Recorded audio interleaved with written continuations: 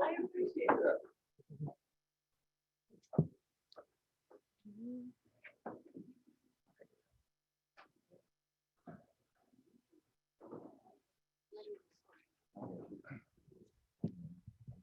You want to switch? Oh.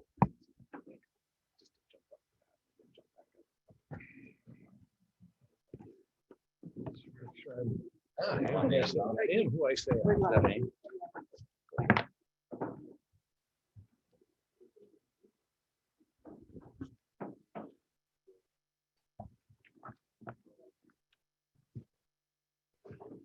We're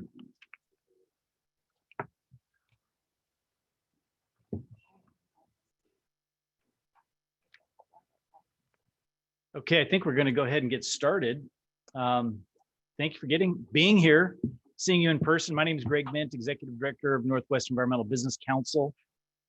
This is actually our second in-person event. We did a large stormwater conference in Tacoma about 3 weeks ago, and that was our first, venture. We're going to go back live. Is anybody going to show up? And we had about 370 people that did show up, so it was a great event. And this is our first in-person meeting in Portland. And for those of you that may be familiar, we regularly were doing these Friday forums or Oregon Energy Forums pre-COVID, and they were very popular, kind of cobbled together lots of interesting energy related topics, and we'd come together, have the meeting in the morning, get you back after work. So we're back doing that. So I want to thank Tom Brim at North Highland, who in just our dialogue was saying, hey, are we ready to do this? I think we have got a couple of topics we'd like to suggest. So thank you, Tom, for being the first to say, sure, let's give it a try. And then the next phone conversation was with Brian Flanagan, an attorney with Schwabe, who said, yeah, I think we can host that. And for those of you in the room, you see what a great venue this is. For those of you that are watching the broadcast, you're missing a great breakfast and a great opportunity to see the city of Portland in its fog. Imagine that. At least it's not snowing right now. But with that, I want to jump right into the program because that's what we're here for. So John Burchard is Associate VP at North Highland, and he's going to be our moderator today. He's responsible for North Highland's public sector consulting work on the West Coast and has worked with state and local government for about 25 years. So he's going to take over from here. And if you are watching via the live stream, we will be taking questions and put those in the chat, and we'll be monitoring those, and I'll try to repeat those, and we'll get those all queued up. So with that, I'm going to sit down, have a cup of coffee, and see how this hybrid event goes. And by the way, this is our first hybrid event we've done, so but I think it's going to work out well. So here you go. Great. Thanks, Greg.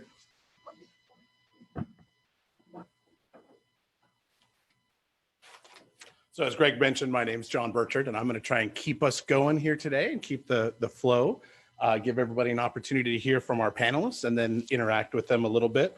As you mentioned, my background is really public sector. That's been my whole career. So I work a lot of times with the agencies that have got to figure out how to distribute these funds.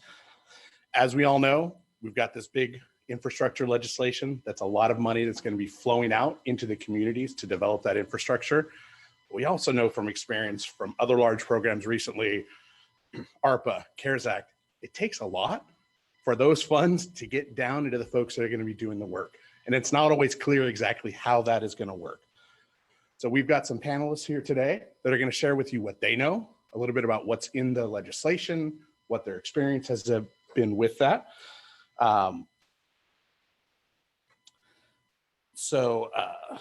We're going to talk a little bit about timelines, some of the different programs and where those funding streams are. Unfortunately, we may not be able to tell you all the details that I think everybody really wants to know, but we want to tee up to be ready for what does come out. And we'll tell you what we do know and share those lessons learned. One of the things that we often work with our public sector clients to sort of figure out how to manage this flow is to really set up kind of a command center, because there's so much with so many different rules, different timelines, different constraints around each of those funding streams. We would encourage folks to set up a similar kind of structure. You know, if you're looking to help and take advantage of these funds and help build that up, be very thoughtful and get ready. And all of you that are here, clearly you're already thinking in that mindset because you're looking ahead to see how do you go take advantage of that.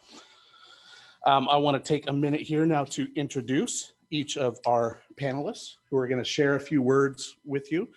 First is Bill Ohle. He is a shareholder at Schwabe, Williamson, and Wyatt, and he'll be discussing clean energy and the transportation portions of the bill. Bill brings a strong industry background representing public utilities and industries in both state and federal regulatory matters. Before joining Schwabe, Bill served as in-house counsel for a publicly owned electrical, water, and wastewater utility company. And he currently represents both private and public sector clients before the Bonneville Power Administration, the Federal Energy Regulatory Commission, and the Oregon Public Utilities Commission. He also assists with transactions between private interests and investor-owned and publicly owned utilities, including negotiating power purchase agreements involving renewable energy resources and conventional energy resources. Bill also has some experience prior to that in telecommunications and cable television. Our second presenter is going to be Allegra Hodges. She's a senior principal strategy integrator. She's going to be discussing how the bill aligns with the major pillars of PGE strategy and how it aligns with the company, their strategic objectives, and community partnerships. Allegra has over 12 years of experience leading teams in the clean energy industry to develop strategy and launch key initiatives for business intelligence, growth, and innovation.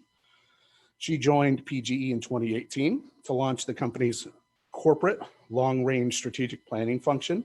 She bringing teams together to work effectively to meet the needs of the customers and stakeholders. Prior to PGE, she led strategic initiatives in energy efficiency, resource planning, and talent management at Bonneville Power. She's also a graduate from Northwestern University and has a PhD in social psychology from the University of Boulder. And finally, on the end is Jay Landstrom. Jay is an infrastructure program director from PGE. He's going to be focusing on opportunities presented by the bill and how previous experiences will inform their approach. Jay has nearly 34 years of experience in design and construction of electric utility infrastructure, asset management, and engineering planning functions. He joined PGE in 1994 and has held various engineering and management positions throughout his career. Most recently, he was picked to help develop PGE's wildfire mitigation organization, focusing on risk analytics and mitigation strategies.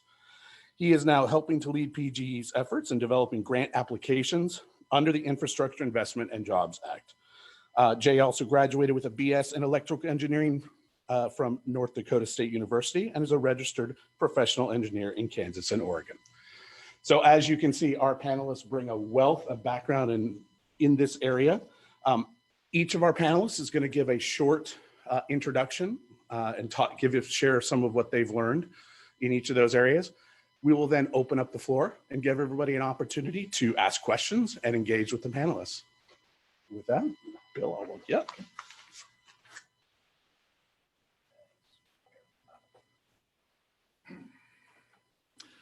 Good morning, everyone, and thank you for being here in person. This is the first time in over 2 years that I've addressed a live audience, so I'm actually kind of looking forward to this. In the last couple of years, I've done a number of presentations over Zoom, which is the most bizarre thing I've ever done. I'm speaking to myself over a computer screen and not getting any reaction. So what I really want from this audience is some reaction to what I say, because that's not what I'm used to. I missed that. The second thing I wanted to say is, okay? Yeah, it's showing on two different screens from two different files. That's right. So, we're not seeing that stuff up yeah. here. Anyway, what I was going to say, while he's working on that, I'm going to keep up with you here. the introduction here was that I'm a lawyer. So I don't want that to actually color the way you think of what I'm saying, because we all know what lawyers are capable of. But that's not my job today. I'm not here as an advocate. I'm not here to twist the facts or to convict anyone. But just so you know, I do civil law. If something does happen to you late at night, I'm not the person you want to call. So here we are. I've already taken up too much of my time. I have 10 minutes to tell you about $1.2 trillion and over 1,000. I looked up the bill this morning, the Infrastructure Investment and Jobs Act, and it's over 1,000 pages long. So I have 10 minutes to tell you about what's in 1,000 pages and try and summarize that for you. The first thing I wanted to point out is that this act was passed on November 15, 2021, which is just a couple of months ago. We all know that. It's a 5-year program. Again, it's $1.2 trillion. It's just in its infancy. We barely know what's going to go on. You'll hear the experience of the rest of the panel members. It's really hard to spend that amount of money, especially in that short period of time. But I'm going to go through and next slide. Okay, here is what the bill contains in areas that I hope most of you are interested in.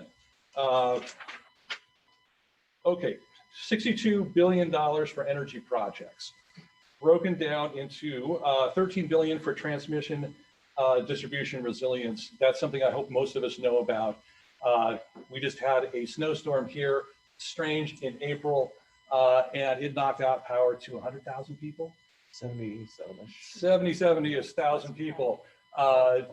So obviously the distribution system can always deal with places to upgrade it, or at least have money on hand when you really need it. The transmission system, of course, the big issue there is we're really trying to change the mix on our energy production to renewable sources from your regular baseline carbon-based resources. And that is going to require serious amounts of transmission upgrades and smart transmission systems. Along the line of that, we got $6 billion for energy storage. Again, anybody working in the renewable energy area knows that the big problem, one of the big problems, that the many problems we've got with renewable energy, is the fact that it's not there all the time. This is where I may mention Mr. Musk a couple of times here. He's going to make his big money. Part of his big money here is energy storage. And there are a lot of really interesting technologies that I've seen come in there with how you store energy. You know, you got your solar in the afternoon going. How do you have that available at night? What happens when the wind goes out? All of that. Carbon capture, another $6 billion for carbon capture. One of the things I'm going to note about this bill that you may see is that it is very forward-looking. It's very surprising how forward-looking this bill is. It's not looking backwards. It's not looking at what we're looking at today. It's trying to deal, in many respects, with where we should be in the future, 10, 20 years in the future. Carbon capture. If anybody's been looking at some of the details on how we're going to get to zero carbon, we're never going to get there unless we have a way to take carbon out of the atmosphere. The idea of a renewable energy airplane is a fantasy in the near future. We're still going to be burning petroleum to fly an airplane. We're not going to stop flying in airplanes. The only way to deal with that, to get to zero, is to be able to pull that carbon back out of the atmosphere somehow. $8 billion for hydrogen. I've been hearing about the hydrogen economy since I was a child. My father subscribed to Popular Mechanics, and that was one of their main themes, if you might remember it. By this time, when I was a kid, we were going to have hydrogen fusion, energy abundant. Our cars would be driven on hydrogen. Our factories would be driven on hydrogen. We wouldn't be burning any oil. Yeah, we didn't get there, but we might get there eventually. But I said, it's a very forward-looking bill to put that amount of money into hydrogen. Oh boy, talk about interesting. $8 billion for advanced nuclear, $6 billion for existing nuclear. Right now, we're getting 19% of our energy on the grid from existing nuclear energy, carbon-free. There's a lot of great technologies, even in the state, people are developing technologies. Maybe never build it in Oregon, but there are places in this country where they're looking to build new nuclear plants. It's part of the mix to get us to zero in time to avoid, dramatic climate change. It may be temporary, maybe something that's eventually going to be replaced, but it is something that we still going to need. Energy efficiency, still important. A lot of the bill is specifically designed for very specific places. Tribal efficiency energy, state efficiency, rural programs, a lot of the parts of the program are based on that. I've got down here, this isn't a lot of money, comparatively, not a lot of money. 120 million to boost energy efficiency in manufacturing and industrial facilities. Just personally, we have a lot of clients that have manufacturers and industrial facilities that have been asking us, where's the money for us? There's part of where the money is for them. Next slide. Transportation, I've got this in here. This is touted as an energy seminar more than anything, but there's a lot of crossover, obviously, between transportation and energy efficiency and big parts of this bill. And of course, this huge amount of money, unbelievable amount of money, $100 billion for backlogged bridge repairs. I was talking to people here in the audience beforehand. I do a lot of work with architects and engineers. We don't have enough structural engineers in this country anytime in the 5 years we've got. How they're going to spend $100 billion on bridge repairs. I don't know how we're going to do it, but we're somehow going to have to figure out how to do that. 70 billion for public transportation, including set-asides for rural areas. I'll lump that in with 66 billion here for rail. Personal experience this morning, trying to get into town. It should be a 20-minute ride on the MAX train. It turned into an hour ordeal because of ice on the lines. We got places to spend the money. Let's hopefully we can get it out there. We got 10 billion for road safety. I'll leave that for other people that need to deal with Vision Zero here in Portland. 50 million for user fee studies. That's actually very interesting. Very quickly, it's not a lot of money, but why do they have 50 million in there for user fees? Just last year, I bought a plug-in hybrid car, and I rarely buy gas. How do we fund our roads in this country? We fund it with a gas tax. I'm freeloading right now on the rest of you, thank you very much, because I'm not paying any gas tax, I'm not paying for the roads. So we got to figure out a different way to pay for the roads. Here's one of the ways to do it, user fee studies. There's going to be congestion tax, and they're already talking about it on the major bridges here. They got to figure out how to do that efficiently for everybody. 25 billion for airports. Not much to say. Again, we're going to have to find the people that actually do that work. 6.5 billion for inland waterway projects. Again, I'm not an expert on waterway projects, but there's a whole lot of engineering, a whole lot of construction to be done on that. Okay, next slide. Environmental investments, very quickly, 55 billion for drinking water infrastructure. We all think, we know how important that is. A lot of the aging systems, they need to be upgraded. 21 billion for Superfund remediation. Maybe we can get some of those projects moving forward. Again, if we can find the people to do it. $5 billion for zero emission school buses. Who in the world is going to build $5 billion of electric school buses over the next 5 years? We have the money to buy them. I don't know where we're going to get them from, but something to figure out. $1 billion for wildfire mitigation. That's obviously extremely important for this area.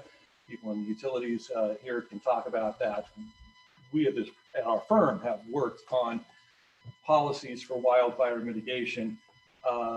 Even the forestry industry is going to be greatly affected by this bill. Next slide. Quickly again, 65 billion for broadband upgrade, $1 billion for cybersecurity. I think that's a little low. Who knows? We'll figure out a way to flip that around. 4.5 billion for FEMA. Again, we all know where that could go, how much work that FEMA can do, or what they do, and why this funding could be very important to them. Next slide there. This is a slide I did not develop. I'm cribbing off of somebody else, but it'll give you a very quick timeline as to how we think things might go. Again, we're just in the infancy of it. I don't know if anybody have really seen any RFIs or RFPs to start getting this money moving forward. But we're thinking over the next year, next 2 years is where we're really going to see, this is where, for all of you who are out here looking, where's the money for me? The next 2 years is when you're going to start seeing when the program is going to be out there. You're going to have to be ready to get your applications, get your proposals in for the applications. And then the 3 years are going to be execution and compliance. The last thing I'm going to mention is that for purposes of moving this forward, in the last months, President Biden issued a directive that every state is to appoint a infrastructure czar. And I was able to find that Leah Horner, an advisor to Governor Brown, is the person who's been appointed as the infrastructure czar here in Oregon. I wasn't able to find out who, if anybody yet, has been appointed in Washington. But if you're interested in trying to get some money, you should identify who it is, the point person in your particular state, and find out ways to watch what they're doing. So there, in 10 minutes, was a summary of the bill. We'll take questions at the end. I guess that's the best way to do it. Okay. Allegra, would you like to go next? Sure. Do you mind if I speak? You from can, here? wherever you're most comfortable. Yeah, I just wanted to spend a few minutes speaking to how PGE is approaching understanding this bill, how we're doing initial planning to prepare for being able to submit applications either for PGE and the work that we might need to do to invest in the system, or in partnership with communities and organizations across our service area and in the region, really, to make all of this come to life. As you saw, there's just an unbelievable historic amount of money out there. We are really honored to be kind of at the center of an ecosystem that will really benefit from investment in all of these different areas. We see ourselves as a key partner to communities in particular, who will really be the local beneficiaries of seeing all of this investment in not only the hard infrastructure like bridges, but seeing resiliency improve in the system, on the electric system, see investment in charging, in school buses, in public transit, all sorts of areas that people will see a difference day to day in their lives. And PGE being a really key partner in making that happen is something we're really proud to do. I think it aligns really well to what we've been going after for years, which is to really bring about the clean energy transformation, do that in a way that still provides reliable, resilient, affordable power to everybody. And so it really aligns with the goals that we have on that front. I think, as we're all facing challenges day to day, the pandemic, weather-related challenges, wildfire, every day it makes it more clear that these investments are really critical. And we have to be thinking about not only how to make those investments in a vacuum, but really how to partner across our communities, across the industry, to ensure that every piece of making those things come to life is possible. We're going to run into stumbles, we're going to run into challenges, and we'll talk to those a little bit later.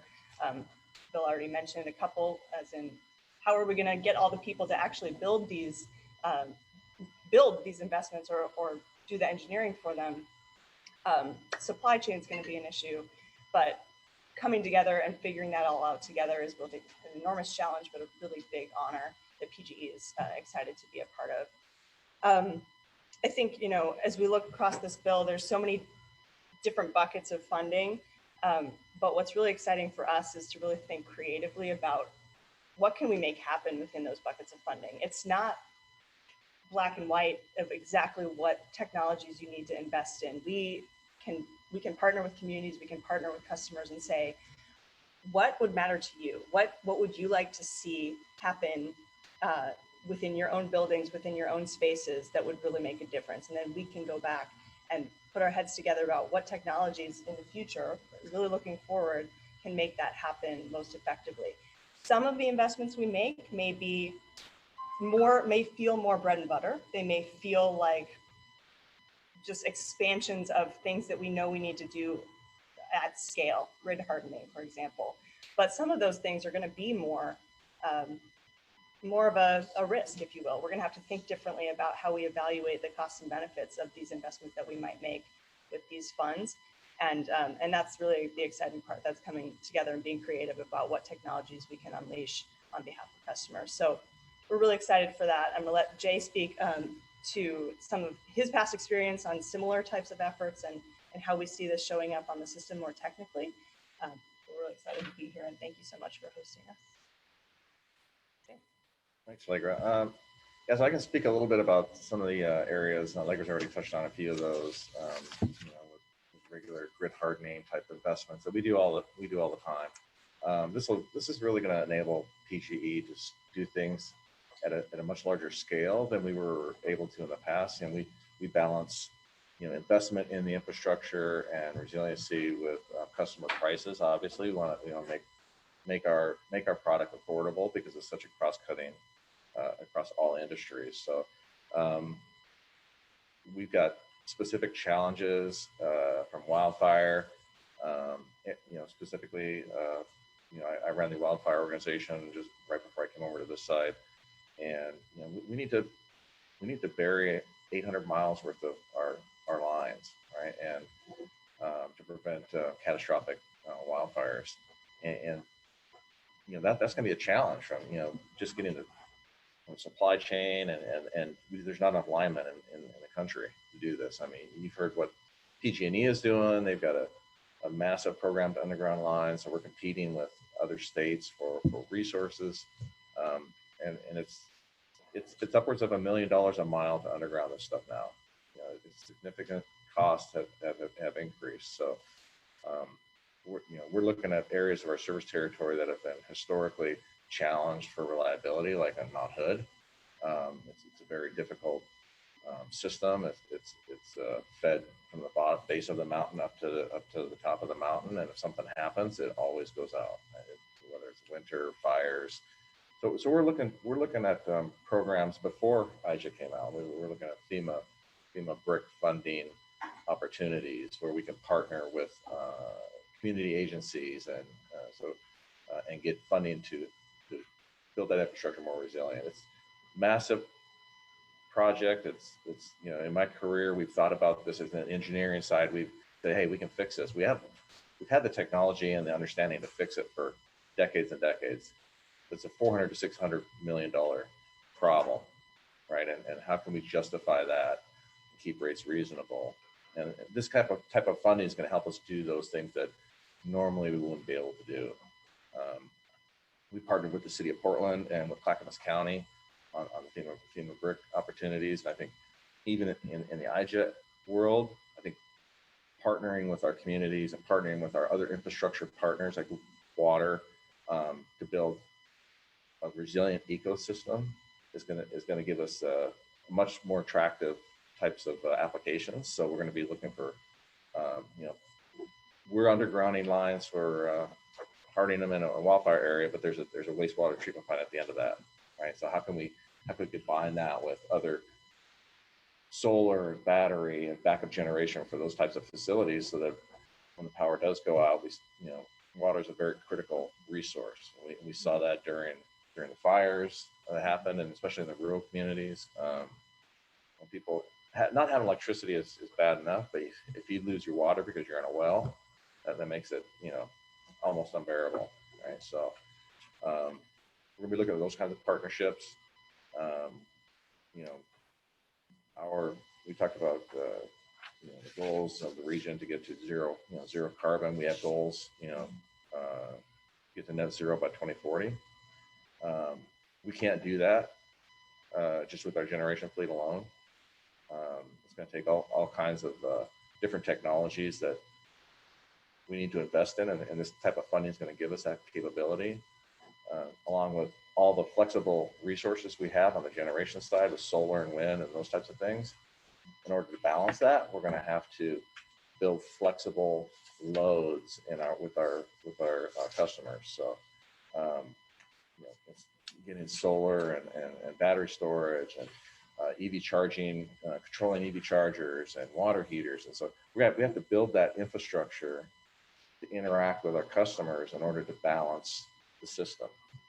And that's a massive undertaking for utilities, and it's really expensive. So we're looking at possibly getting some federal grants through Infrastructure and Jobs Act to build a virtual power plant. So, and we shut down our Boardman coal plant for a lot of good reasons. 600 megawatt resource, a lot of spinning mass that helped stabilize our electrical grid is gone. How do we replace that? You know, it's software and devices so that we can control. So we're looking at building a virtual power plant that has a capacity of nearly that 600 megawatts, and that's just a start. So I think in the future, very near future, we'll probably have, you know, gigawatts that we can control, and that's how we're gonna balance the system and make our electricity as reliable as it is today with all these flexible resources. We talked about the school buses, the massive amount of school buses that are going to be going out there. That's a huge resource that we can use for the grid purposes. That takes infrastructure. It takes control systems. Just plugging in those school buses, we just can't put chargers in where all the school buses are. It would burn up the grid, right? We've had customers that want to put in a high voltage or high speed DC charging out on the ends of our service territory. And it's $2 million upgrade to the distribution infrastructure just to put in a DC charger. That's not going to fly, right? So we've got to come up with technologies and ways to do that with customers, that they can put that in there, that we don't have to spend that $2 million, or we can reduce that amount. And I think a lot of this grant funding is going to enable us to do that. Okay. Thank you, all the panelists, and Jay for the most recent remarks. Now is the time where we want to open it up for dialogue. I think probably one of the most exciting things is giving all of you an opportunity to ask some questions and interact with our folks up here. Folks that are in virtually, feel free to put a question in the chat there, and Greg will translate that up here. We really appreciate all of you coming out today. So we're just excited to have some dialogue and discuss that a little bit more. Any questions for any of our panelists? Yes, go ahead in the back there. So Brian Planning with Schwabe, the PGE folks, just trying to appreciate everything you guys said about kind of finding new technologies, kind of virtual power plant. I was kidding on that idea. But in past, like let's go back to 2009, maybe that's before you guys were CEO. How did PGE get grants and then put that into action? We're talking about kind of blending what Bill was talking about this stuff there. Do you guys have an example of how you guys are able to get that and get federal funding? And maybe I'll just repeat it to make sure we get it on the mic for the folks that are virtual. The really short summary there is, what has PGE's experience been? Maybe some examples of how getting those grant funds in the past and putting those into action. Yeah, so what I'm familiar with in the past was, back when we had the ARPA funding, we were able to, pre the current FEMA BRIC program, pre-IIJA, investor-owned utilities were limited in the type of federal grants that they could get. And we had to partner with agencies that were able to apply for those. There was a pretty large partnership under the ARPA grants we built our Salem Smart Power Center, a 5 megawatt battery resource that we have down in Salem, and it's really a test bed. Is an early adoption of a large scale utility battery system. So we got funding for that in cooperation with different entities that brought inverters and batteries and national labs and others. So it's a big consortium that did that. We're still operating that facility, using it as a test bed to try out ideas. We've developed algorithms that enable that facility to do frequency response for our system, which is very, very valuable to do with batteries versus spinning power plants at a higher rate than you need to, which costs a significant amount of money. We all, as utilities on the grid, we have to run our power plants above what the above capacity, what is required, just in case of emergencies. So if another plant drops off, you got to be able to discharge a lot of energy into the system in order to keep the system balanced. And if we can do that with batteries, it doesn't really cost anything for that battery to sit there versus spinning a power plant. So we've done things like that to prove out those concepts, and that'll enable us to, when we talk about the virtual power plant and somebody's battery in their home with their solar system, can be that resource now that we can dispatch instantaneously and put energy in the system when the system needs it, and the customer will never know, and it will never affect their use of the battery. Yeah, to extend on that, excuse me, another recent example is a Connected Communities grant that we received. It's a little over $6.5 million grant that is enabling us to invest more in the North Portland smart grid test bed that we have. So it's investing in, I think, about almost 600 buildings there to upgrade those systems to start to scale up this idea of what could be those base resources that feed into a virtual power plant.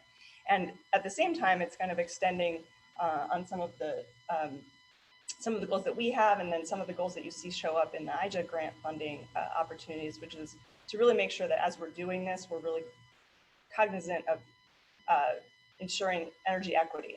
So it's really reaching out to traditionally underserved communities and making sure that they have access to participate in these technologies and be part of this virtual power plant system that we're trying to build out. So it's taking these lessons learned that we received back from the Salem Smart Power Center, moving them forward into the future and saying, how can we apply that at scale in communities, start to test those things out. And then you can imagine with these dollars that are available, more communities may be interested in doing something like that. How can we partner with them? What are their needs that might be unique that aren't like North Portland? And maybe more rural areas have different idea of how they would like to see those resources show up.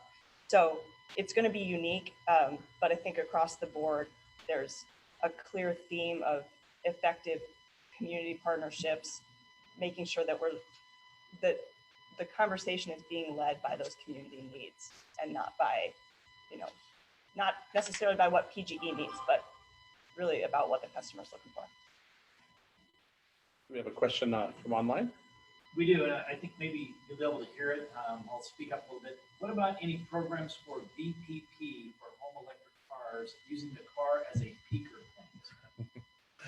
Yeah, that's a concept that's out there, right? And we all know of the F-150 Lightning has that capability right now.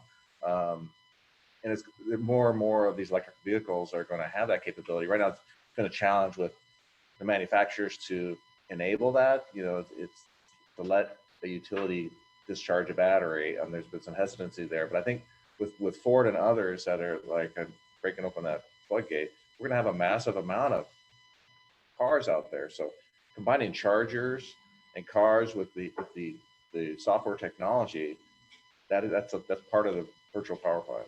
It's part of the resources that we're going to be counting on. And we can test it out in all sorts of different communities, like the Portland's. And we're going to test that out. I run our corporate R&D program at PGE also as one of my part-time jobs, and one of the R&D areas was getting an F-150 in here and testing that exact concept out. We weren't able to do that this year because we can't get one, right? They've deprioritized fleet F-150 Lightnings and prioritized customers because they have so many of the customers that want them. Great. Questions? We have some more online. We have another online. Rural highways need DCFCs. What portion of highways will need upgraded distribution capacity also outside of the PGE territory? Yeah, that's a good question. It's a very specific area that we're looking at. There's a lot of funding for transportation under IIJA. A lot of that funding is going to go to ODOT, with this DC charging every 50 miles on major thoroughfares.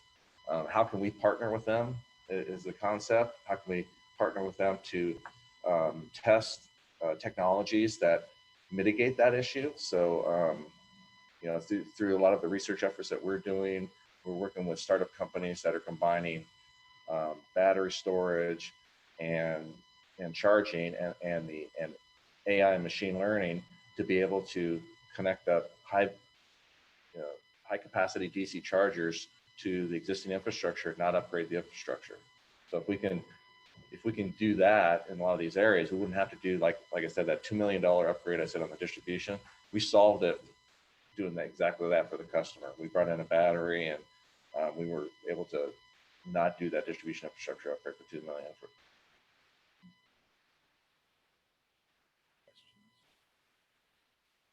Yeah, go ahead.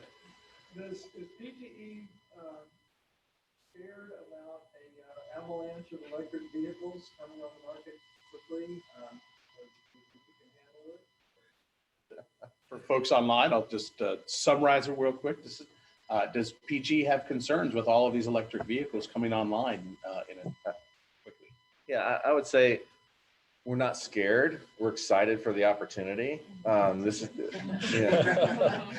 one of our, we have one of our strategies, and we have three main strategies. One is electrification, and it involves electrification of the transportation infrastructure is a huge part of that. And for the things we've been talking about, we're excited for the things we've been talking about. How can we use those resources? And we are currently, I'm part of a pilot program. I drive an electric car. PGE will control my charger. I'll plug in at night, 5 o'clock, and my car might not charge until 8 o'clock in the evening because PGE shuts it down if there's peak demand on the system. So if we can get everybody to opt into those types of programs, doesn't affect your experience, but it's really valuable to PGE to help us defer costs that we would otherwise have to invest into the system. Yeah, very curious, like what other things could any community customers to be doing to help offset those costs, like getting solar on the roof qualify, and how big of an impact would that actually have if you had a large population? So, good question, and we are currently looking at. Just so the follow-up question is really what can folks in the community do to help contribute? So we're currently trying to put together programs that will help enable customers to put solar in. The thing we would like to see is solar plus storage. If solar is great in our communities, but if you just put in solar, it's detrimental to the system. Really, when you combine solar and storage together, now you've got this resource that you can control, and you can reduce the effects of just having all that distributed generation on the system that you can't control. The whole idea is we need to have flexible load and resources that's controllable. If we put in all these things that aren't controllable, like California is a perfect example, right? They have this massive thing they call the duck curve, and all the solar falls off right before all the load starts ramping up, and the rate of that it ramps up is in gigawatts, and the system operator has to crank up resources, and a lot of those resources aren't clean. They're instant, they're gas-fired type resources that can spin up quickly. We have some of those resources, in our service territory. We have huge reciprocating machines that, because they can ramp up really fast, that are running on gas. They're as clean as we can get them right now, but they're not zero carbon. Thanks. Yeah. So kind of a follow-up question to that. If we're focusing on getting homeowners to go solar, and we wanted to add storage to it, and they spend their own money on storage, how are we going to convince them to let PGE control that storage to help you? So I'll just repeat the question there a little bit. Summarizing there, if we're encouraging folks to put those batteries in place to store the electricity and spending their money out of pockets, what's the incentive for the homeowner to coordinate with PGE on that work balancing? Yeah, that's the trick, right? So having that capability, a customer having that capability, there's value to us as operators of the grid. Now we can respond to frequency events like I've talked about. We can respond to peak load events instead of generating resources to do that. So how do we share in that value? That's the part that we're trying to build right now with our solar and battery program. And we have to work with we're a regulated utility, right? So we work under Oregon administrative rules, and so we can't just put in programs without getting our regulators, sign off on that. So we're going to work closely with the Oregon Public Utility Commission and develop different tariff programs. So if somebody has a battery like that, that value will go back to the customer. Some of that value will go back to the customer. I don't know what that is yet. We're still designing all of that. But yeah, there will be some types of rebates and things that we can offer. Right now, through our distribution system planning effort, it's actually kind of a different way of having this conversation than I think we've done in the past, than a lot of folks have done in the past, and it's really involving more of a community conversation to say, how would we figure out what value sharing approach would be compelling for you as a customer, and having more of that actual conversation, getting feedback from all sorts of, from customers, from EJ communities, from just CBOs, having more of a, everybody come to the table and let's co-design this is kind of an approach that we're taking for the distribution system planning effort, and it's feeding into the design of these types of programs and offers so that we can really confidently go to the PUC and say, this is something that customers find value in, that PGE finds value in. It overall will lower the cost of energy for customers across the board.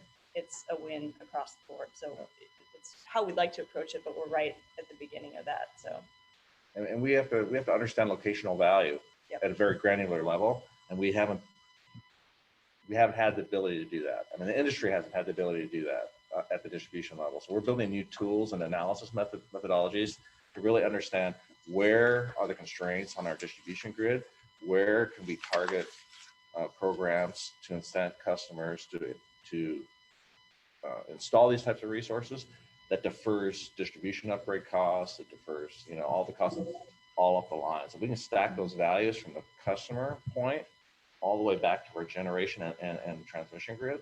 That's where the real value comes in. Jay, we have another question online. Yeah, online question. Are there any programs for businesses to get electric mobility grants for more electric hybrid vehicle compatibility? Anybody want to tackle that one? I'm not, well, I can speak to, at least in terms of what's in the bill that we know of today. And as Bill mentioned, we've only just seen a trickle of RFIs, no funding announcements yet. So we don't have all of the rules and regulations that would speak to eligibility. We've seen a lot of funding being available for charging upgrades, especially across the board within communities, and a lot of that money is going to be distributed by the states. How the states specifically seek to allocate that funding, I think, is still being built. ODOT is actually, I think, really is thinking about this in a really forward way. So they've already had a number of conversations and have issued, have had a few webinars about how they're thinking of it. So more to come, but I think that there's going to be opportunities across the board within communities in terms of how states look to fund that. And so PGE would not actually be a direct recipient of any of those charging funds. We would, in all cases, be partnering within communities and looking to understand how the state's allocating that. So that was probably not actually an answer to that question because I don't know the details of it, but. You have a question there? Go ahead. Hi, Allegra. Hi. I want to address this to you. I am Ellen Edmonds. I'm the Executive Director of the Philippine American Chamber of Commerce. Oh, great. And I was wondering if there's a program that would involve small business owners who actually own brick and mortar. That you could probably have charging stations for all across the state. You mean as part of the As part of the program The IIJA? we're talking about, having charging stations Yeah. for vehicles and all. Is that something that you would be, is that something that's existing? Or Right. If not, is that something that you would want to consider? Because I can really tell you the chambers would be able to help you in relation even to energy and environmental. Yeah. So I'll just repeat the Please, question yeah. for the folks online. I'll summarize it really quick. Mhm. Do you see any ways where there's opportunities for small business owners to be incentivized to put in charging stations at their brick and mortar businesses? Correct, thank you. So at this point, you know, I think somewhat along the lines of my previous answer, I see so much funding being put into transportation electrification through the states at the community level, and it's really going to be through venues like that, through partnerships like that, where we really make it happen. So I think PGE's role in that would be to say, how can we pair the community's interest in scaling up charging stations at small businesses and at, you know, community buildings throughout that locality with what's available on the programs front with PGE if it's in PGE's service area, so that we're matching up the funding that's available to put those in and then also make sure that the customers have access to the right charging as it goes on. So it's not just the infrastructure, but we make sure that it's in and they have the right pricing and maintenance and things like that. So it would depend on how those are actually built and how the money is distributed, but I see a lot of possibility there for really these new types of partnerships and understanding what is wanted. Okay, Yeah. you follow up, John. Sure. Who should we mount? For that, who should we follow through? Is it the county or PGE? If we want to participate in such a program and make sure that it's in the radar of decision makers. So I can just speak to real quick how we've been starting to engage on this. We've been going through channels that are familiar. We have folks on the local government affairs team and also our key customer managers who already have relationships with communities. So they're hearing from those communities what's popping up there. If those communities are starting to hear from entities within their realm that this is really of interest, we really want to see the community go after funding in this area. Exactly, Then, because that would also make them resilient as small business owners. Absolutely. So it's we want to hear that, and we want like bring it to the communities who can then bring it to our local government affairs reps who are having those conversations already, because we're asking, we're saying, what matters to you? What do you want to see this money potentially support, and how can PGE be a good partner to you in making that happen? So, yeah.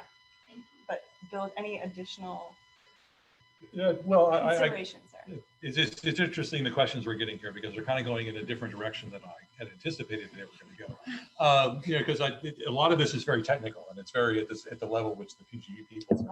Yeah, that's exactly why. And I'm sitting here with all these questions that keep popping up in my mind about these various programs. Specifically, I guess, to the question that you have is that the level of funding that you're looking at is local. Is really the local distribution, and who again, I mentioned the fact that we're going to have an infrastructure czar. They're going to have people appointed down underneath, and is it going to be the Department of Energy, the Oregon Department of Energy, and they have various departments that are going to be the ones that are going to be directly engaging. Obviously, the Department of Transportation is going to have a big part of that, especially when you're talking about the electrical vehicle charging. It would be very interesting, the interaction between those various agencies and the OPUC when you go in for your rate cases. Those are the questions that are popping up in my mind, the things that I deal with. And then, of course, the whole idea of once you get the money, or when you're in the process of trying to spend the money, that's kind of where I come in. I'm not a person on the ground who fills out the applications for the RFPs, but lately I have been called in after they've got the money, or they're trying to figure out how to spend the money. They realize they've got all these regulatory requirements that they have to fulfill. How are we going to? You're a contractor, or you're a government agency that now has a grant, and now you have to go out and spend that money, but you got to spend that money appropriately, which means you have to have certain controls in place. Usually, if you're going to go out and hire somebody to do some work for you and you're in the private sector, you don't have to go through a public bidding process or an RFP process. All of a sudden, you've got grants that are coming in that have strings attached to them, and that you can't just go out and hire somebody that you usually hired. You have to go out and get 3 quotes, or you have to go out and do a public RFP. And then once you get them in, you have to evaluate them appropriately, because then you got to keep all the paperwork in place. This is where, kind of going sideways here on the question, but this is where I kind of more in doing business lately, helping people properly put their RFPs together. The contract form, every blasted government agency out there has their own little attachment that's supposed to go on your contract, which tells you what you're supposed to do in terms of type of paperwork that you keep and the audit responsibilities, because ODOT's going to come in and take a look at start taking a look at your books, because they want to make sure the money's being spent properly. Those are all things kind of in the area that I do more on, and questions that I have. I don't think it's really sideways. I think, you bring up a good point. It's like there's a lot of work put in an application and to manage that through, and getting the funds and spending them appropriately. And how do you, as a small business owner, you're not going to be able to do that, No. right? So Exactly. how can we, how can you partner with somebody like us? And maybe we can have and we're looking at this, and have a charger program that we can help and put chargers, PGE chargers behind the meter at small businesses, or, in different places. We can manage the grant application. We can manage all those challenges with it, to work with customers to put those in. So we're looking at those types of programs to implement. Don't have them all figured out yet, but Please don't lose it. It's really a great help. Is there a limit to like how many grants you can apply for like when PG goes in, or do you need to collect all of the data and get all of the different programs you want to go for and do it all? So the question is there a limit to the number of grants that you can apply for? So I don't think so. Aside from, person power to Physical, actually doing it. But, that said, I don't think we have the full picture yet. As PGE is approaching it, we're doing a version of what John mentioned, of kind of a command center, where we're getting our ducks in a row now, so that we can align what we know about the grant funding that's going to be available with what the priorities we have as investments in the system we know we'd like to make, or things that we know we've heard from communities that they're really interested in that we haven't quite had a path to being able to do yet. And getting the big picture view of what all of those look like, and starting to do some sifting through to say what makes the most sense. How can we start to bucket things in ways that fit with the opportunities that are going to be available, and that might fit under multiple. I can't speak to how many yet, but we anticipate being part of multiple submissions, whether we're the prime applicant or we're a key partner with a community who's the prime applicant for state funding. I think that's all yet to shake out, but I don't think there's a limit. But to Jay's point, there's a huge amount of work that goes into the whole application process. We've actually brought on a consultant to help us manage that, especially in the application stage, to make sure that we've got all of the pieces right, so we're creating competitive applications, and that we have an eye on the back end, because don't sleep on the compliance and reporting, because it's a huge part of being a successful grant applicant, because you have to make sure that you're prepared to do that reporting on the back end if you actually receive the money. So making sure that we have all of that set up is what we're focused on right now. And then as more information comes available about what the actual requirements are, then we'll see how we kind of play matchmaker with the opportunities we have and the projects we'd like to pursue. I'm just going to add a quick note on there, and then we'll go to go to the back, and then a question online. But just wanted to note, keep in mind when we talk about these grants, while there's one set of legislation coming from the federal government, the sources of those grants actually filter down through various state agencies. So who's going to be giving those opportunities might be from Department of Transportation, Department of Energy, Business Oregon. It's going to be filtered out through a whole lot of different ways that maybe aren't even always talking to each other. They just know that they've got an area of that money that's coming down from the feds that they're going to administer. They're going to set up the rules and the processes that will comply with that legislation. So it's all at the state level once they get dispersed.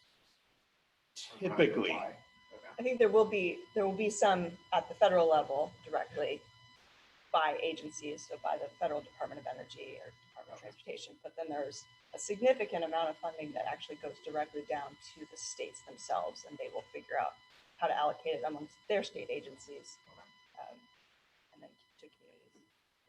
and in the back there.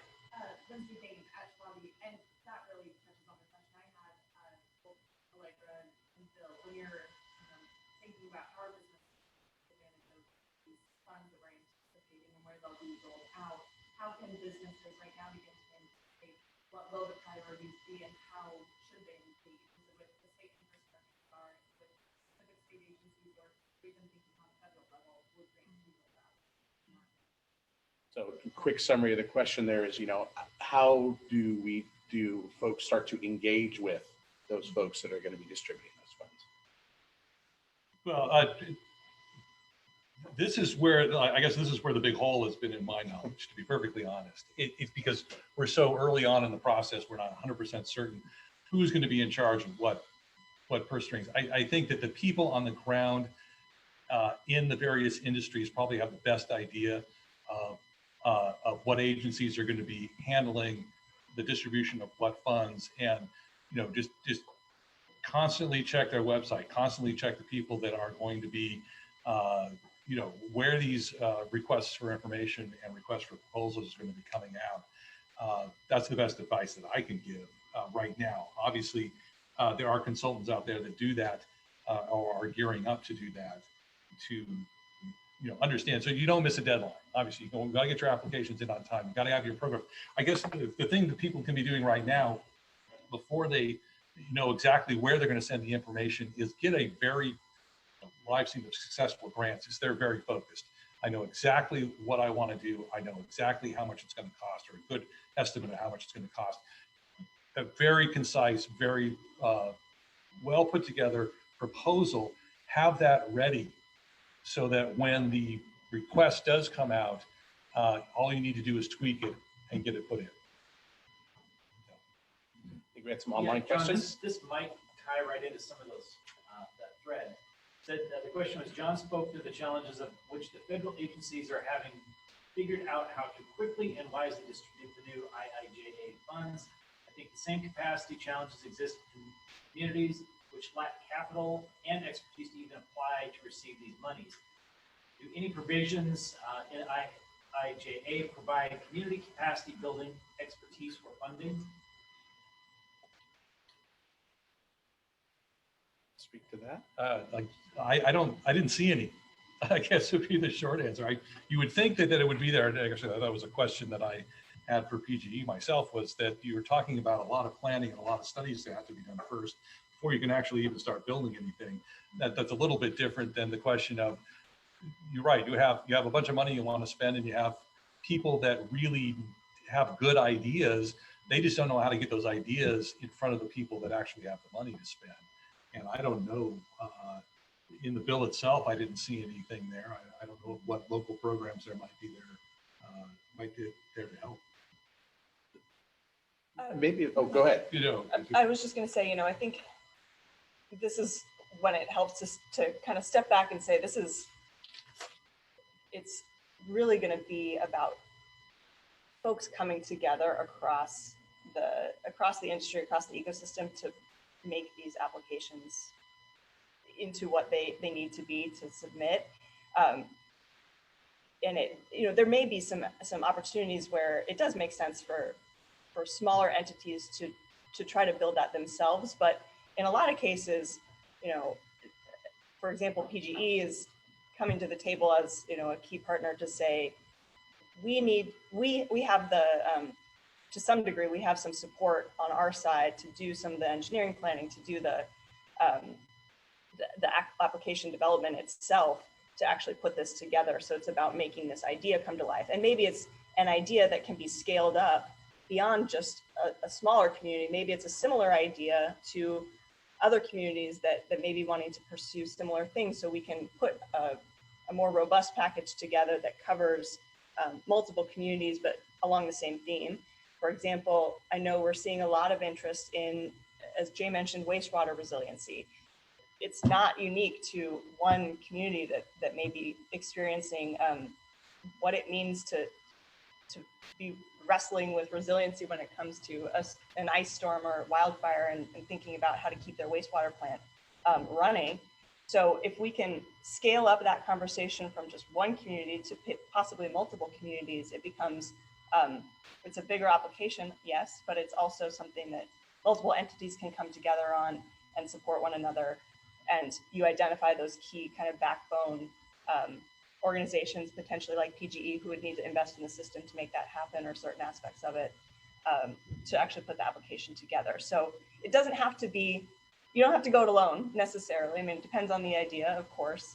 And we, just like any other community, is going to have to look at their priorities and say what makes the most sense for us to go after. But coming together and making these really robust applications is, I think, it's necessary. You really can't do it without that partnership. What I was wondering, and you actually good segue into it. A lot of organizations don't have the full breadth of capacity to do everything from planning to applying for grants or competing for those, then executing, doing the reporting, following up. So obviously it's going to take a lot of partnerships. Yep. I've heard that word several times come out of here. I'm wondering if you folks could sort of speculate on what sort of partnerships you see evolving out of this, being driven from this, and what kind of folks will need to get together and what those might look like. You know, I think it's, I don't think there's any bounds on it. I think, you know, partner, you know, like on the FEMA brick stuff that we did last year, partnering with the city of Portland, and partnering with Clackamas County, and, you know, building a, you know, resilient infrastructure up to the Bull Run watershed and protecting that natural resource that we have. It's those types of partnerships, depending on the project, you know, bringing those types of people in and developing that cross infrastructure resiliency, you know, that we're talking about on this, partnering, you know, with our local communities, like I said, with the charging. It's just really going to depend on the type of application we're trying to put in. But we're, you know, there will be some that we're going to go it alone. We're going to underground lines in a high risk fire zone, right? We're going to get direct funding for that.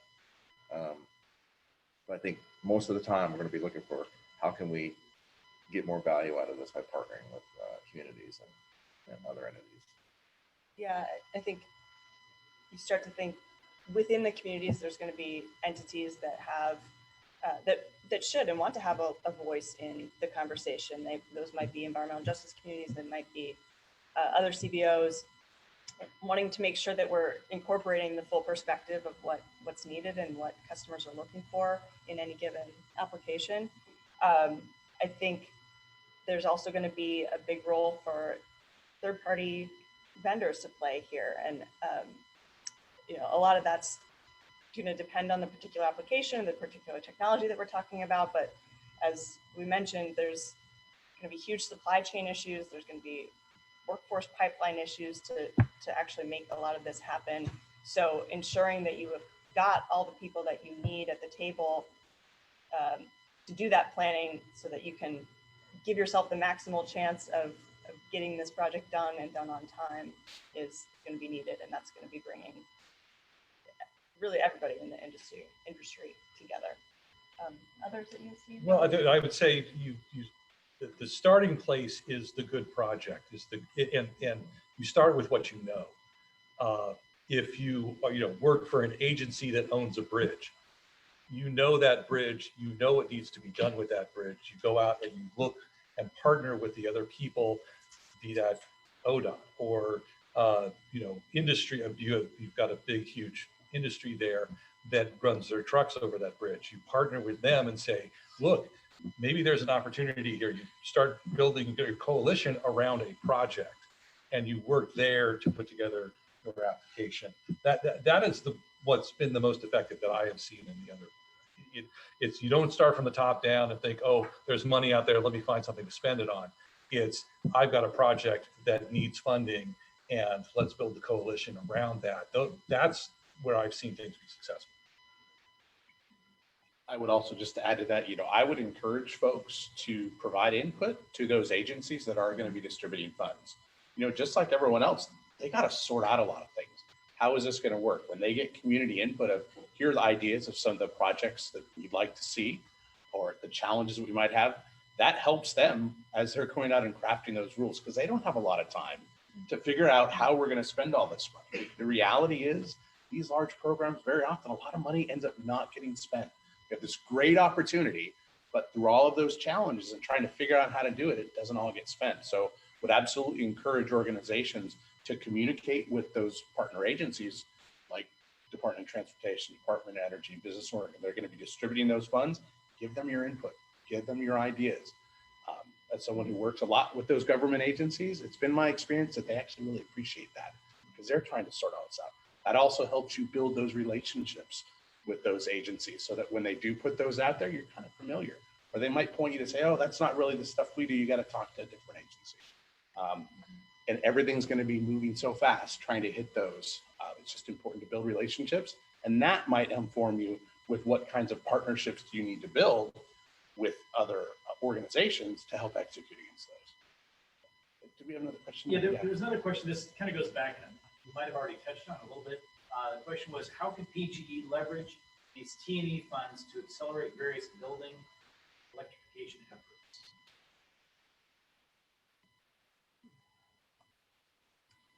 Well, I know we have a whole group that is working on different electrification strategies, and part of that is the building electrification and more efficient heating and cooling and things like that with buildings.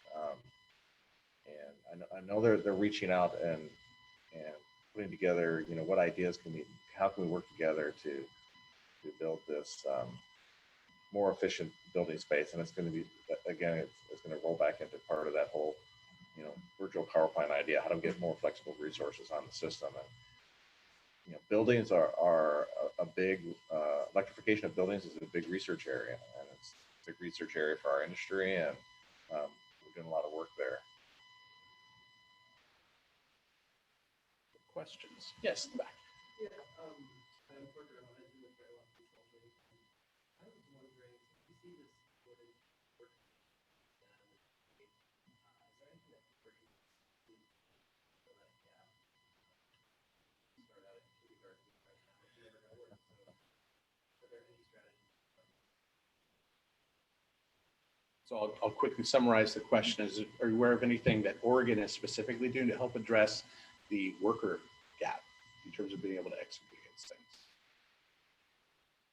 Yeah, there's I know that our craft union personnel that work on our system, the local 125, they're reaching out and doing implementing outreach to kids in high schools, and they're starting to build this interest in the trades again, right? I mean, it's been lacking for a number of years. I mean, in my opinion, I think there's a huge gap, and we're missing a great opportunity to really bring people into the trades.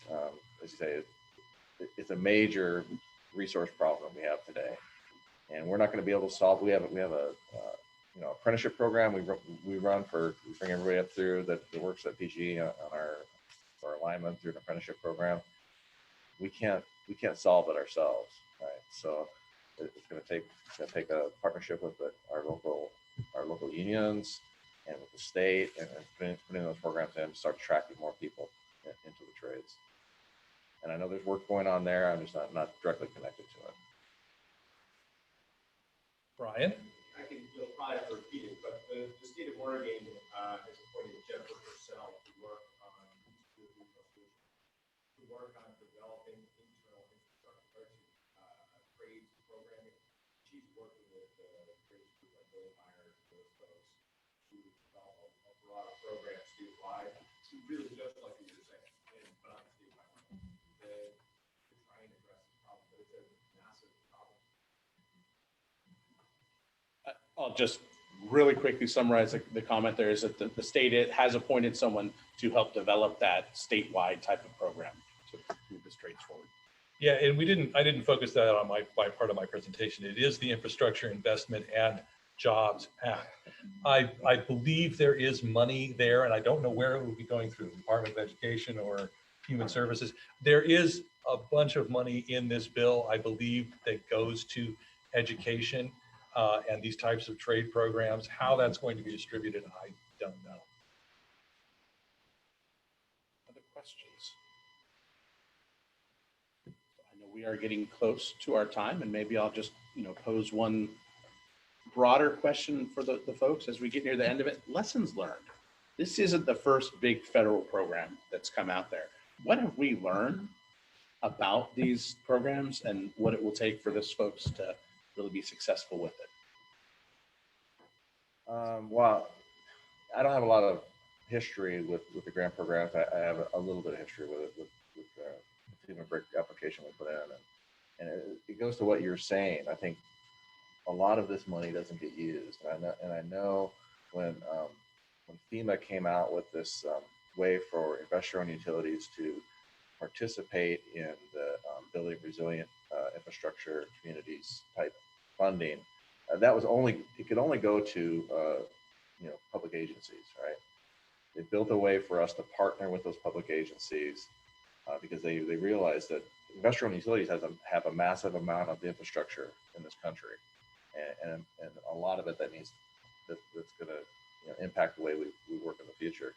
When they first rolled it out, we heard they were very disappointed, and there were no real large projects for that were funded. So it's really getting those things put together and have those bigger ideas and working together to put something big in, because they probably don't have enough of those. I'll piggyback on that a bit. I think we've seen this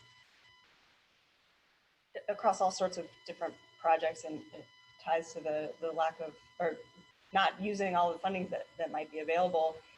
I think being able to really take a different lens to cost benefit is going to be critical to all of this. I mean, there's going to be some very just classic projects that get built, and that's fantastic. We really need those. But if we're also going to be investing in the innovative ideas, these big ideas, new ways of partnering, these new ways of applying technology, you have to be thinking about what you want to get out of that. And it might not be traditional cost benefit ratios that you're looking at. You might have to take a very planful, but a different approach to thinking about benefits. It may be that you're trying to get learnings that you wouldn't have been able to get before about a particular application. And so doing that deliberately, but being willing to do that, I think, especially I'm kind of speaking to myself, to PGE, because I think we have to be thinking about that differently too.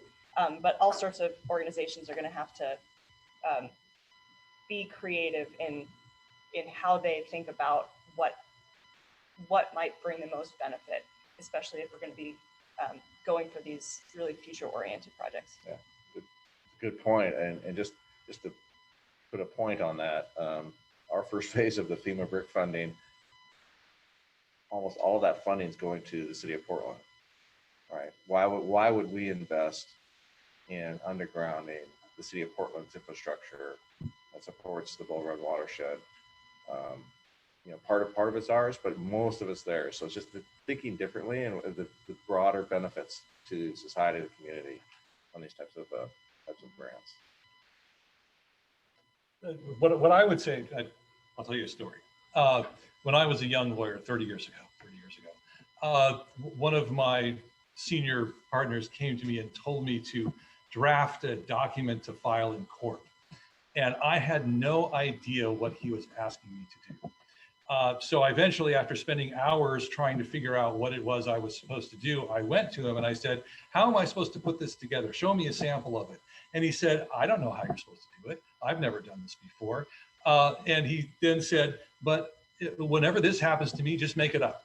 And his basic explanation was, the judge has never seen this before either. So, that's the best you can do. Well, not the best you can do, just act like you know what you're doing. So, the people doling out the money under this program don't know what they're doing either. And so, and they're making it up as they go along.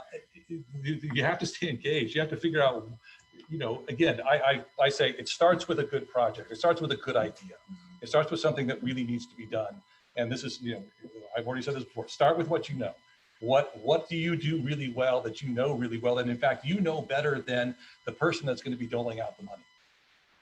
You develop your program, you find out the people you want to partnership with, then you really quickly, and you interact with them, as the people were saying before. Start feeding the people who are going to be doling out the money the idea that you want to have funded, and say, hey, this fits into this category. You should maybe, when you're putting your program together, think about building your program so that it can fund this kind of a program. It really needs to be done. And kind of work that way, because honestly, everybody's kind of making it up as they go along here, I think. Wow. Yeah, and maybe Unprecedented. It's unprecedented. Yeah. just towards wrapping up, and then I'll give you one more question there, and I'll just make a note, and then I'll go to you. But I just really want to underscore, I think, Bill, you made a really good point about it starts with the good project, right? There are going to be a lot of funding streams and ways to do that.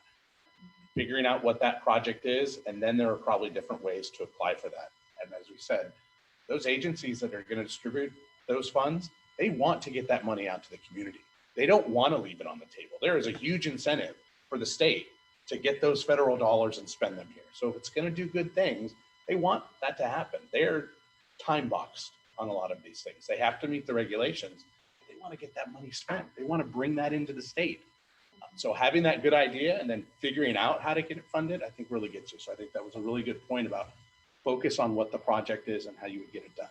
We'll go one more question here. Okay, it's kind of loading, but not,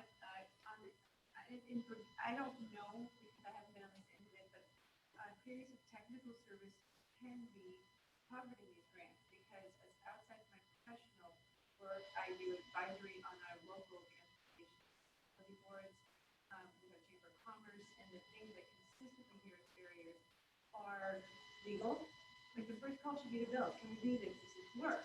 And then on the back end, my city has a very lean staff. A lot of small cities have a lean staff, small businesses. They're like, I can't tell you how many people didn't apply for ARPA funding and totally qualified because they were terrified what it was going to cost them to document it and follow up. So if there was a new funding package, you know you can call the consultant.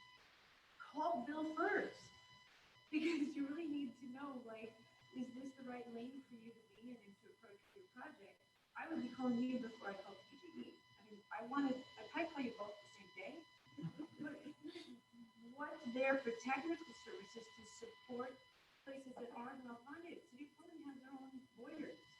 So these big projects are because their support staff, the engineering firms that go after ODOT jobs, they're $125,000 into an RFP to get big chunks of work. That's not trickling down to small business. So just for the folks online, the question is really around, Technical. is there an opportunity for technical services to be covered through the grant? I don't know who would have the answer to that. Maybe. Well, that's an example. I can tell you on part of it. So I don't know how IIJA is going to handle it. And you saw how much money is going to be rolling through into FEMA. The FEMA has recognized that in their grant process. This is a big burden. So we are able to apply for administrative funds on top of the grant funding to help do all of that stuff you just said. And in our application, Clackamas County is applying for like $1 million worth of administrative funds to manage this process. I would hope that IIJA does some of the same things. Well, I don't think that's covered in the bill. That's too granular. It's too far down. I haven't read the whole 1,000 pages, so I'm not certain that whether it's addressed or not. So the real question there is, it's going to be in the implementation regulations and the implementation policies of the various agencies. And so the way to get feedback to those agencies is exactly that. And maybe they already know it, but maybe it can't be emphasized enough. As the person that would want to get paid out of that money, I would emphasize, yes, because no, that is a big problem that I see all the time. You're right. If you're dealing with a big agency or a client with a lot of resources, they know how to recoup that money through various methods, But if you're the recipient of a grant, you're right. You need to make sure the cost of managing that grant is included in the money you get in that grant, or it's not going to get that. Well, thank you, everyone. Thank you to all of our panels. Thank you to Schwabe for hosting us today. And most of all, thank you all for coming out, both online and here. This has been a great conversation. Really appreciated the dialogue and interaction from everybody. We will let you get back to your day. Thank you. Thank you.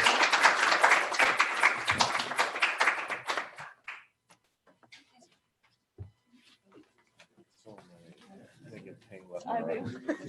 I turned it My off. pockets were buzzing. Yeah, thank you. You guys, I mean, I didn't expect the questions to go down the technical rabbit hole. So it's like, Yeah, I didn't know which way they were going to go, but I had a little inkling that Jay should be here. yeah. So if you have a car to plug into the grid, does the car have to be specifically to feedback? Yeah, the phone